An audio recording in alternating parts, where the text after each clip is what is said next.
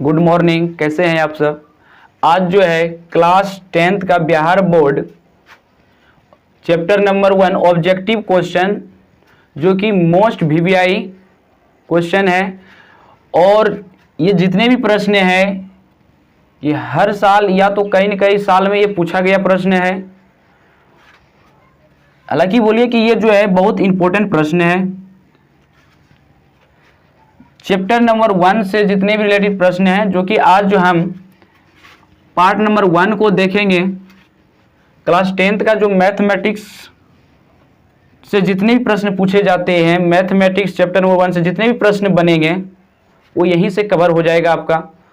और इसी के साथ साथ हम लोग जो है चैप्टर नंबर 2, चैप्टर 3 और चैप्टर 4, इसी तरह पूरे 15 चैप्टरों का क्या कर लेंगे हम लोग, जितने भी मोस्ट वीवीआई ऑब्जेक्टिव क्वेश्चन और सब्जेक्टिव क्वेश्चन होंगे उस सारे क्वेश्चन को क्या कर लेंगे हम लोग, अटेंड कर लेंगे। और ये सारा क्वेश्चन आप लोग का प्रीवियस ईयर का क्वेश्चन है, कहीं न कहीं किसी वर्ष में ये क्या गया, पूछा गया है।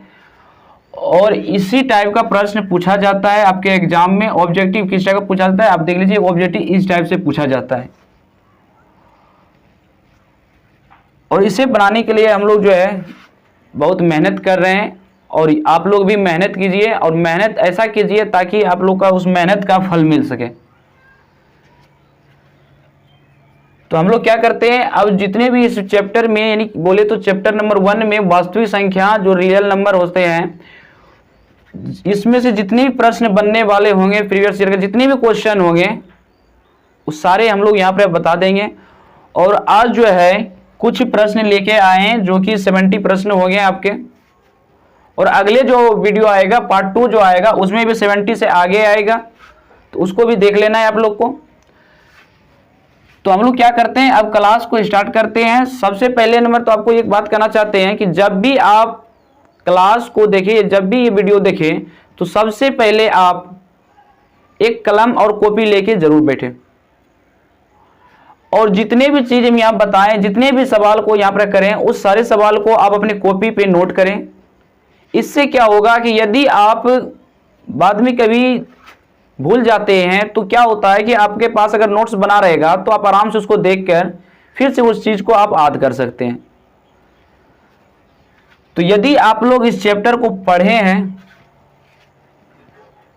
तो अच्छी बात है, आपको समझ में बहुत अच्छा आएगा। और देखते हैं कि आप लोग कितना सही करते हैं। इसमें से ये 70 ऑब्जेक्टिव क्वेश्चन जो है आप लोग कितना सही कर पाते हैं, ये 77 ऑब्जेक्टिव सही कर पाते हैं, यही आज देखना है। और लास्ट वीडियो में जब वीडियो खत्म हो जाए तो आपको कमेंट में लिख देना कि हम इतना ऑब्जेक्टिव सही किए हैं, ठीक। और ये जो है बिहार बोर्ड 2025 में जो एग्जाम देने वाले छात्र हैं उसके लिए ये वीडियो बनाया गया है। और जो 2026 में देंगे उसके लिए भी वीडियो, यदि बोलिए तो आप जो पढ़ाई कर रहे हैं 2025 के लिए तो मोस्ट वीवीआई है। और आराम से आप लोग क्या कीजिए, इस चीज को आराम से नोट्स कर लीजिए।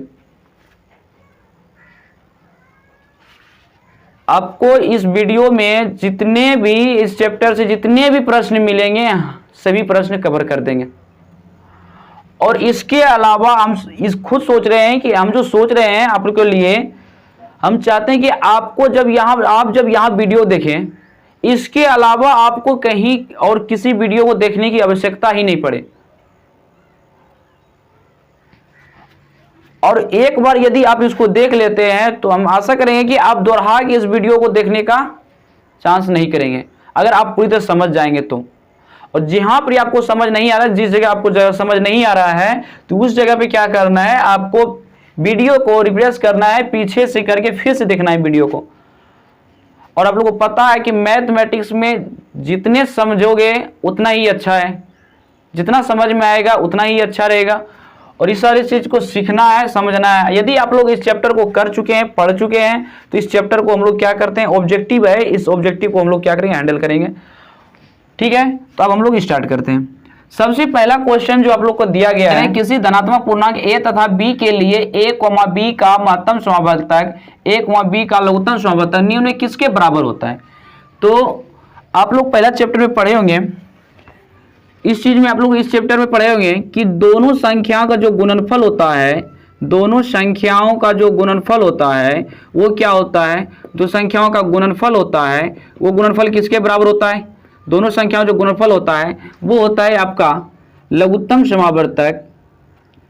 समावर्तक यानी एलसीएम गुना एचसीएफ होता है, एचसीएफ होता है। तो आप लोग को दिया गया है यहाँ ए और बी कोई दो संख्या है, ए और बी क्या है आप लोग का दो संख्या है जिसका महत्तम समावर्तक और लघुत्तम समावर्तक किसके बराबर होगा। तो आप लोग को पता होगा एलसीएम को क्या बोलते हैं, लघुत्तम समावर्तक बोलते हैं, और एचसीएफ को क्या बोलते हैं, महत्तम समावर्तक। तो इन दोनों का गुणनफल जो होगा वो दोनों संख्या का गुणनफल होगा, और दो संख्या क्या दिया होगा ए और बी दिया होता है, इन दोनों का क्या होगा गुणनफल के बराबर होगा। तो आप लोग को ऑप्शन में दिखाई पड़ रहा होगा कि C number is the right answer है, C number is the right answer है। क्या ये बात समझ में आई आपको। अब नेक्स्ट सवाल जो है, यूक्लिड विभाजन एल्गोरिथम दो धनात्मक पूर्णांक के निम्न में किसे प्रकलित करने की तकनीक है। तो ये तो सीधे आपके प्रश्न में पूछे जाते हैं और ये प्रश्न हर साल पूछा जाता है, ठीक है। यूक्लिड विभाजन एल्गोरिथम दो धनात्मक पूर्णांक के निम्न में से किसे प्रकलित करने की तकनीक है। आप लोग को पता है यूक्लिड विभाजन प्रयोग करके हम लोग क्या निकालते थे, महत्तम समावर्तक निकालते थे। क्या निकालते थे, महत्तम समावर्तक। यूक्लिड विभाजन प्रयोग करके ऐसे करके हम लोग क्या करते थे, महत्तम समावर्तक निकालते थे नहीं निकालते थे। तो यहाँ पर यह क्या हो जाएगा आपका कि इसका किसको प्रकलित करेगा, महत्तम समावर्तक को प्रकलित करेगा। किसको करेगा, महत्तम समावर्तक को।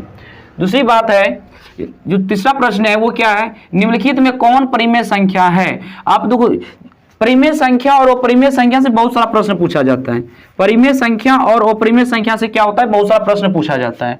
तो परिमेय संख्या को थोड़ा सा हम लोग क्या करते हैं, परिभाषा रूप में समझाते हैं, उसके बाद हम लोग चलेंगे। तो आप हमेशा याद रखिएगा, यदि कोई संख्या, अगर कोई संख्या रूट के अंदर है और रूट सरल नहीं हो रहा है, अब उसका कोई खंडित नहीं हो सकता है, समझ जाना कि वो अपरिमेय संख्या होगा। बाकी बस जितनी भी संख्या हो जाएगा आपका वो क्या हो जाएगा, परिमेय संख्या हो जाएगा। अब ऐसे भी समझ सकते हैं, अगर कोई संख्या p बटे क्यू के रूप में लिखा जा रहा है, p बटे क्यू के रूप में लिखा जा रहा है, और जहां क्या हो सकता है आपका q जो है ना 0 के बराबर नहीं होगा, q डज नॉट 0 होगा, तो आप समझिएगा कि ये जो है परिमेय संख्या है। लेकिन यहाँ पर पूछा निम्नलिखित में कौन परिमेय संख्या, तो आपको यहाँ पता करना है। तो ऑप्शन नंबर ए में देखिएगा, तो ऑप्शन नंबर ए में दिया हुआ है √3। तो आप बताइए √3 का खंडित हो सकता है क्या, क्या इसका वर्गमूल निकल सकता है। तो आप बोलिएगा सर नहीं निकल सकता है। तो जब नहीं निकलेगा तो ये क्या हो गया आपका, अपरिमेय हो गया। ये क्या हो गया आपका, अपरिमेय हो गया। दूसरा नंबर देखिएगा, तो दूसरा नंबर क्या दिया हुआ है, 2√2 बटे √2।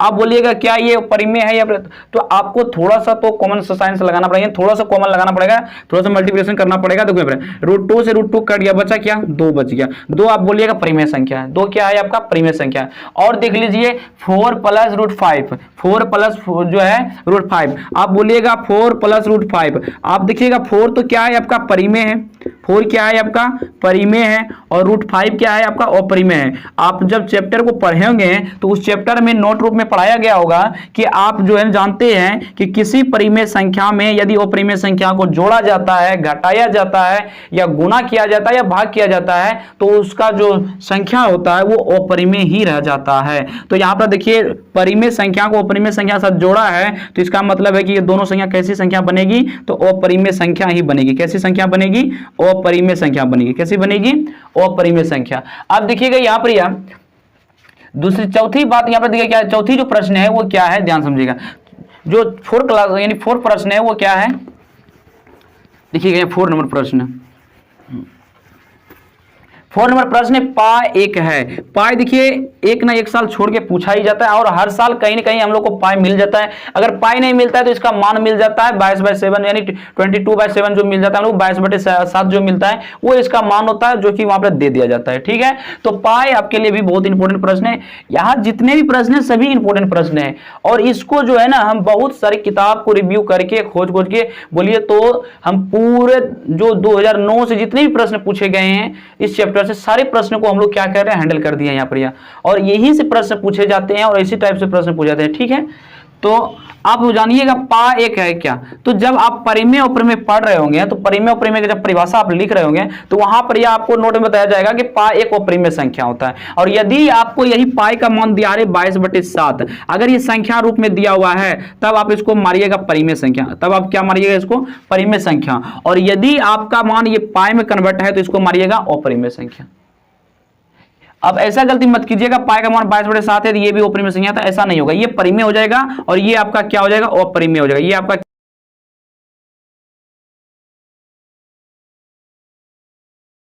अपरिमेय हो जाएगा। ठीक है, क्या ये बात समझ में आई आपको?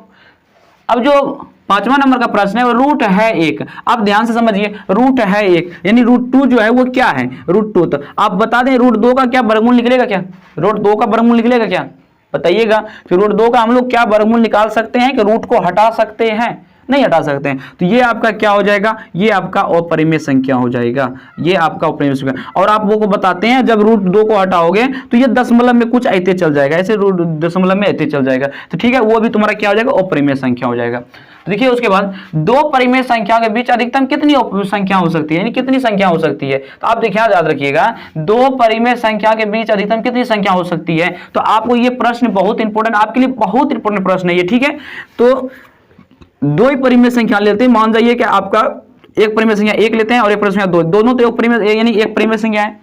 और आप एक भी याद रखिएगा, 0 भी आपका क्या है, एक परिमेय संख्या ही है। 0 एक क्या है, आपका परिमेय संख्या है। अब 0 एक परिमेय संख्या कैसे है आप बताते हैं। ये 0 जो है, इसके शून्य जो है, इसके नीचे हम लोग 1 लिख सकते हैं, 0 के नीचे 1 लिख सकते हैं। तो इसका वैल्यू है कि ये परिमेय संख्या, और जैसे ये दे देगा इनफिनिट, ये क्या है आपका, तो ये आपका अपरिमेय संख्या हो जाएगा, अपरिभाषित हो जाएगा, यानी कि इनफिनिट हो जाएगा, इसका मान हो जाएगा अपरिमेय संख्या। ठीक है, तो यहां पर याद रखिएगा कि आपको 1 और 2 ये भी क्या है, परिमेय संख्या है। और इतना याद रखिए, जितने भी प्राकृतिक संख्या होते हैं, जितने भी पूर्णांक संख्या होते हैं, यानी जितने भी पूर्णांक संख्या होते हैं सभी परिमेय संख्या ही होते हैं।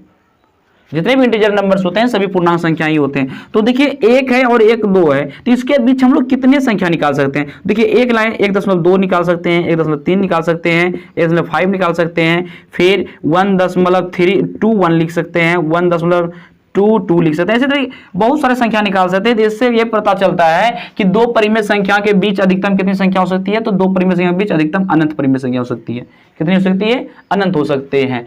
अब उसके बाद देखिएगा कि 1.34 का परिमेय रूप है, 1.34 का। देखिए एक साधारण प्रश्न हम यहाँ पर इसलिए दिए हैं, और उसके बाद इसके अलावा और एक प्रश्न दिए हैं यहाँ पर देखिएगा 30 नंबर, इसको भी बताएंगे। और इन दोनों प्रश्न में से बहुत इंपॉर्टेंट है, इस रूप में नहीं तो इस रूप में आपका एक प्रश्न मिलेगा। ठीक है, तो यहाँ पर देखिए 1.34, तो 1.34 क्या होता है, देखिए 1.34 का सरलतम रूप यानी परिमेय रूप क्या होगा। तो आप इसका जब डेसिमल उड़ाइएगा तो यहाँ क्या आ जाएगा, 100 आ जाएगा। आपको बोलिएगा 134/100 आ रहा है ना, तो आप इसको काट सकते हैं। तो आप इसको काटिएगा तो ये 50 बार में कट जाएगा, ये काटिएगा तो 2 6 के 12 और बचेगा 1 2 7 14। आप बोलिएगा यहाँ पे कितना आ गया, तो ये 67 बाई कितना आ गया, 50 आ गया। 67 बाई कितना आ गया आपका, 50 आ गया। तो इसमें दिखाई पड़ रहा है कि option number D is the right answer है।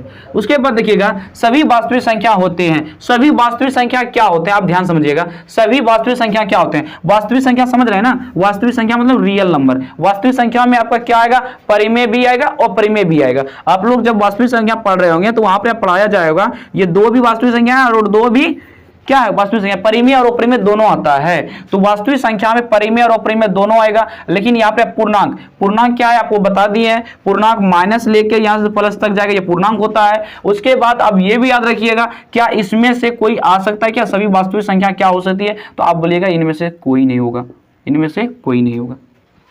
तो इसमें क्या होगा, अगर यहां पर रहता हम लोग का ए तथा बी दोनों यानी परिमेय और अपरिमेय दोनों होता, तो मेरा क्या होता, परिमेय और अपरिमेय दोनों होता। लेकिन अगर यहां पर कोई और एक प्रश्न रहता जैसे पूर्णांक हट के यहां पर लिखा जाता दोनों, तो मेरा दोनों सही होता, इधर सी नंबर सही होता। लेकिन अब यहाँ पर ऐसा कोई कंडीशन है ही नहीं, तो इनमें से क्या होगा, इनमें से कोई नहीं हो जाएगा। ठीक है, उसके बाद देखो 17/24 का दशमलव रूप होगा। यहाँ पर देखिएगा ये इस रूप का जो लिखा हुआ है, ये इस रूप का लिखा हुआ है 17/24, तो इसको हम लोग ऐसे लिख सकते हैं 17/24 लिख सकते हैं। ठीक है, अब बोल रहा है इसका परिमेय यानी कि बोले दशमलव प्रसार कैसा होगा। तो याद रखिएगा दशमलव प्रसार आपको कैसे निकालना है, इसको सरल नहीं करना है, उतना सरल इसको करना नहीं है, आपको ट्रिक से निकालना है। और आपको बताया भी गया होगा कि आप इसको इस ट्रिक से बना सकते हैं। तो आप बता देते थोड़ा सा दशमलव प्रसार में, थोड़ा सा हैंड समझ जाइएगा। दशमलव में आपका क्या होता है, दशमलव में आपको याद रखना है, दशमलव जो होता है हम लोग का याद रखिएगा। तो यदि किसी परिमेय संख्या का जो हर होता है, हर समझ रहे हैं ना, नीचा वाला यहाँ पर जैसे प्रश्न दिया गया था आपका 24 दिया था, नीचा क्या है आपका 24 है। अगर इसका हम लोग गुणनखंड करते हैं, फैक्टर करते हैं, यदि वो सिर्फ 2 या सिर्फ 5 का आता है, 2 या सिर्फ 5 का आता है, या 2 गुना 5 दोनों रूप का आता है। समझ रहे हैं यहाँ पे? या तो सिर्फ इकल्ला 2 आना चाहिए, या सिर्फ खाली इकल्ला 5 आना चाहिए, या दोनों आना चाहिए। 2 गुना 5 भी आ रहा है तो मेरा क्या हो जाएगा नीचा में, वो परिमेय संख्या होगा। और इसके अलावा यदि कोई संख्या उसमें मिला हुआ है तो वो आपका क्या हो जाएगा, वो शांत होगा।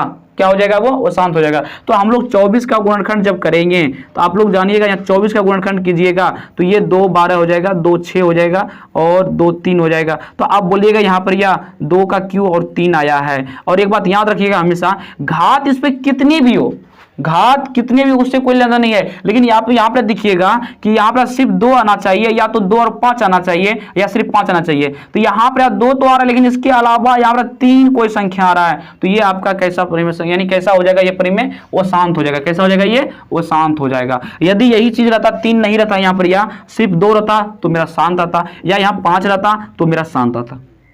ठीक है, उसके बाद देखिए आगे प्रश्न, अगला प्रश्न है आपका,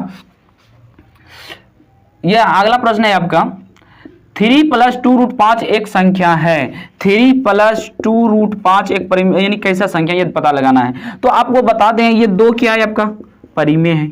2 क्या है, 3 क्या है आपका, परिमेय है। और यहां से बोलिएगा 2 क्या है, तो 2 बोलिएगा ये भी परिमेय है, लेकिन ये अपरिमेय संख्या के साथ गुना हुआ तो ये पूरा अपरिमेय बन गया। और ये अपरिमेय संख्या पूरे बन के एक परिमेय संख्या मिला तो वो भी अपरिमेय संख्या मिला। यानी कोई भी अपरिमेय संख्या और परिमेय संख्या मिल रहा है तो वो अपरिमेय संख्या ही होगा, चाहे वो जोड़ में रहे या घटा में रहे या गुना रहे या भाग में रहे। इतना बात समझना है आपको। उसके बाद देखिए यहाँ पर अगला जो प्रश्न है, निम्न में कौन सा परिमेय है, आप बता दीजिएगा निम्न में कौन सा परिमेय है। तो आपको अभी तुरंत बताएं, पा एक अपरिमेय होता है। पा एक क्या है, अपरिमेय होता है। आप इसको सरल करना, जब भी कोई भी प्रश्न बनाएंगे तो उसको सरल कीजिएगा। तो यहाँ पे अंडर रूट में दिया हुआ है आपको 16/25 दिया हुआ है। आप जानते हैं कि 16 का वर्गमूल 4 आएगा, 25 का कितना आएगा, 5 आएगा। तो आप बोलेगा 4/5, रूट तो इसका हट गया ना, रूट हट गया, तो ये आपका परिमेय हो गया। अब यहाँ पे उसके बाद देखिएगा, सभी को चेक भी कर लीजिए। और 3 जो है 3√3/2 है, 3√3/2। तो यहाँ पर या तो √2 है, तो आप देखिएगा यहाँ पर क्या, ये भी परिमेय, ये भी अपरिमेय, ये भी अपरिमेय है। अगर एक जैसा घात था तो हम लोग काट देते, जैसे हम लोग यहाँ किया थे, जहाँ पर अभी एक तुरंत प्रश्न किए थे यहाँ पर काटे थे। लेकिन यहाँ पर ऐसा कोई है ही नहीं कंडीशन, तो यहाँ कटेगा नहीं, तो ये भी तुम्हारा क्या है, अपरिमेय संख्या है। तो आप यहाँ पर याद रखिएगा कि परिमेय अपरिमेय, यानी कि बोलिएगा तो जितनी भी संख्या यहाँ पर मिले हुए सभी क्या है, यहाँ पर बोलिएगा तो बी नंबर परिमेय संख्या क्या है, बी नंबर आपका क्या है, परिमेय संख्या है। सबसे छोटी अभाज्य संख्या, तो इससे भी देखो प्रश्न आ जाता है, कभी कभी प्रश्न बहुत सारा आ जाता है। सबसे छोटी अभाज्य संख्या, सबसे छोटी भाज्य संख्या, ये सारे प्रश्न आ जाते हैं। तो आप रखिएगा यहाँ पर, या आपको साथ ही साथ सबको बता देंगे सबसे छोटी अभाज्य संख्या क्या होता है। तो सबसे छोटी अभाज्य संख्या आपका 2 होता है। सबसे छोटी अभाज्य संख्या क्या होता है आपका, 2 होता है। और तीसरी बात ये भी याद रखिएगा, इसमें साथ ही साथ बताते हैं, यदि आपको बोले भाज्य, भाज्य मतलब होता है क्या, आप लिखिएगा भाज्य का मतलब होता है वह संख्या जो अपने से कटे किसी और से भी कट रहा है, तो वो संख्या हमारे क्या हो गए, भाज्य हो गए। तो जैसे आप लोग बोलिएगा 2 है, तो 2 क्या भाज्य है आपका, 2 आपका भाज्य नहीं है। क्यों नहीं है, 2 सिर्फ 2 से ही कटेगा, 2 के अलावा और किसी पड़ा से वो कट ही नहीं सकता है, तो ये आपका अभाज्य हो गया। आप बोलिएगा 3 भी आपका क्या है, अभाज्य है, क्योंकि 3 सिर्फ 3 ही से भाग लगेगा, उसके अलावा किसी संख्या से लगेगा ही नहीं। उसके बाद देख लेते हैं हम लोग फोर्थ क्या है, फोर्थ देखिएगा तो आपको 2 से भी लग रहा है और क्या 4 से भी लग रहा है। तो आप देखिएगा कि ये एक से अधिक संख्या से लग गया, अपने आप से भी लगा और किसी अन्य संख्या से भी लग गया। तो इस कंडीशन में मेरा क्या हो गया, 4 क्या हो गया, मेरा भाज्य संख्या। और ये भी याद रखिएगा सबसे छोटी भाज्य संख्या 4 ही होता है। सबसे छोटी भाज्य संख्या क्या होता है, 4 ही होता है। एग्जाम में पूछा गया था, सबसे छोटी भाज्य संख्या क्या होता है, 4 होता है।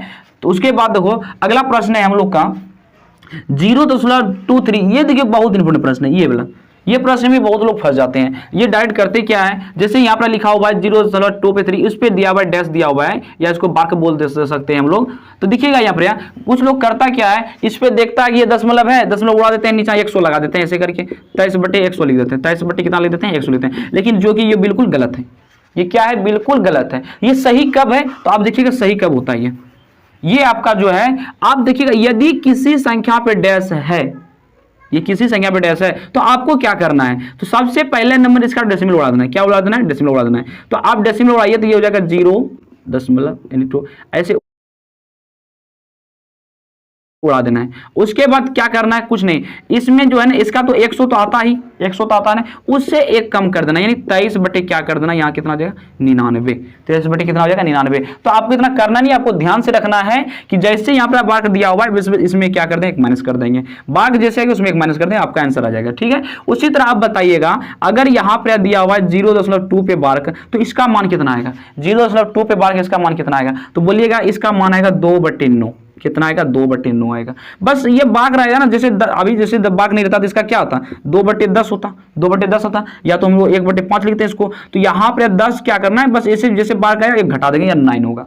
उसी तरह आप बोलिएगा कि यदि ये 5.3 पे बार्क है, 5.3 बार्क है, तो आप इसको कितना लिखिएगा, आप इसको कितना लिखिएगा, तो इसको लिखिएगा 53/9, 53 बार कितना लिखना है, 9 लिखना है। समझ में आ रहा है ये बात, ये प्रश्न पूछा जाता है इस टाइप का, और इसी कारण हम लोग क्या किए, इस प्रश्न को यहाँ पर लिख लिया। ठीक है, तो आपका कौन सा आंसर सही हो जाएगा, तो ये पे 2-3 पे बार्क दिया हुआ है, यानी बोले तो यहाँ पे 99 आ जाएगा, बोलेगा 23/99, तो option number C is the right answer है, C is the right answer है। ठीक है, उसके बाद देखिए यहाँ पे यह है 3.3/8 का दशमलव प्रसार होगा। तो आपको क्या बताए, कोई भी संख्या कैसे दिएगा, हमको कोई रीजन नहीं, आप बचपन में पढ़े होंगे, पूर्णांक का जोड़, पूर्णांक का गुना, पूर्णांक का घटा, बहुत सारा पढ़े होंगे, तो आपको वहां पर पता चला होगा। तो इसको तोड़ते हैं, लेकिन यहाँ पर हमको तोड़ना नहीं है, आप जानते हैं नीचा जो रहता है वही नीचा आता है, बस 8 का गुणनखंड कर लीजिए, 2 चौके 8 ये आएगा। अब बोलिएगा कि 8 तो आपका 2 3 आता है, 2 पे पावर 3, तो आप बोले थे ना अभी तुरंत आपको बोले थे हम, यदि निचला संख्या नहीं बोले हर का संख्या यदि गुणनखंड करते हैं और वो सिर्फ 2 का रूप आए या 3 का, या 2 या 5 का आ जाए, या सिर्फ 2 और 5 दोनों आ जाए, तो हम लोग क्या करेंगे, वो शांत है। यहाँ पर तो सिर्फ 2 का आ रहा है, घात कितने भी उससे कोई लेना देना नहीं है। ठीक है, तो ये 2 का ही आ रहा है, सिर्फ 2 का ही, तो हम लोग कह सकते हैं ये कैसी संख्या होगा, तो ये शांत होगा। ये कैसी संख्या है, शांत होगा। अब बोलेगा यहाँ पे 8 का हम डायरेक्ट कैसे कर दे, देखिए 8 गुना 3 करेंगे तो ये 24 होगा, 24 में 3 जोड़ेंगे तो कितना हो जाएगा 27 होगा, 27/8। तो आप इसको हम लोग क्या कर सकते हैं, 8 बार लिख सकते हैं। और एक बात आप लोगों को बताते हैं, और जैसे दशमलव वाला कोई संख्या आ जाता है, दशमलव वाला जैसे कहेंगे 1.32 है, ये कैसी संख्या है, तो ये आपका परिमेय संख्या है। ये कैसी संख्या है, परिमेय संख्या है। उसी तरह अगर आपका आ जाएगा 0.3342 ऐसे आ जाएगा, ऐसे लगातार संख्या बढ़ रही है, तो ये कैसी संख्या है, तो ये आप बोलिएगा अपरिमेय संख्या है। ये कैसी संख्या है, अपरिमेय संख्या है। ठीक है, उसके बाद अगला प्रश्न में चलते हैं हम लोग। तो कह रहा है 2 संख्या का गुणनफल बराबर होता है, तो अभी तुरंत आपको बताए थे 2 संख्या का गुणनफल बराबर क्या होता है, HCF गुना एलसीएम होता है, यानी महत्तम सार्थक गुना एलसीएम होता है। तो ये हो गया आपका। देखिए नेक्स्ट सवाल है आपका, कह रहा है निम्नलिखित में कौन सा कथन सत्य है। कह रहा है अपरिमेय संख्या का गुणनफल हमेशा अपरिमेय संख्या होता है। तो आपको बताते हैं यहाँ पर, यहाँ मान जाइए कोई 2 ये अपरिमेय संख्या है और एक वो अपरिमेय संख्या और लेते हैं और इसका गुणनफल कर लेते हैं, तो क्या ये कैसा संख्या आता है, बताइए तो, कैसा संख्या बताइए तो ये कैसा आएगा, बताइए तो, ये कैसा आ जाएगा बताइए तो, आपका ये आ जाएगा आपका √4। ये कैसा आ गया, परिमेय आ गया। और उसी तरह आपको बताते हैं, जैसे मान जाइए ये √2 है और गुना कर लेते हैं √8, ये भी अपरिमेय संख्या, ये भी अपरिमेय संख्या है। यदि आप लोग दोनों को गुना कीजिएगा अपने में, तो ये कितना हो जाएगा, ये 18 हो जाएगा, यानी 16 हो जाएगा, और इसका वर्गमूल होता है 4। तो ये ऐसा कंडीशन हो नहीं रहा है कि एक अपरिमेय संख्या, यानी अपरिमेय संख्या गुणनफल हमेशा अपरिमेय संख्या ही होता है, ऐसा तो नहीं हो रहा है। अपरिमेय संख्या गुणनफल परिमेय संख्या भी आ रहा है, तो ये कंडीशन कौन सा हो गया, ये जो है गलत हो गया। उसके बाद देखो, एक परिमेय संख्या एवं एक अपरिमेय संख्या का गुणनफल हमेशा अपरिमेय संख्या, आपको बताए थे। मान जाइए कि एक परिमेय संख्या 4 है और एक अपरिमेय संख्या √2 है, तो दोनों गुणनफल करिएगा तो ये 4√2 हो जाएगा। तो ये तो आपको बताए थे ना कि किसी परिमेय संख्या में यदि अपरिमेय संख्या से गुना कीजिएगा तो उसका मान अपरिमेय संख्या ही आता है, बताए थे ना, बताए थे। उसके बाद देखिए, तो इसका कौन सा आंसर सही होगा, B number is the right answer हो जाएगा। ठीक है, सी नंबर कह रहा है यदि n एक प्राकृतिक संख्या है तब √n है हमेशा, तो हमेशा वो क्या होगा, देखिए बता देते हैं यहाँ पर। तो वो हो सकता है आपका, देखिए रूट है 1, ठीक है। तो यहाँ पर आप लोग कह दीजिएगा, यहाँ पर हमेशा नहीं होगा, उसके बाद समझिएगा। यहाँ पर कह रहा है क्या वो प्राकृतिक संख्या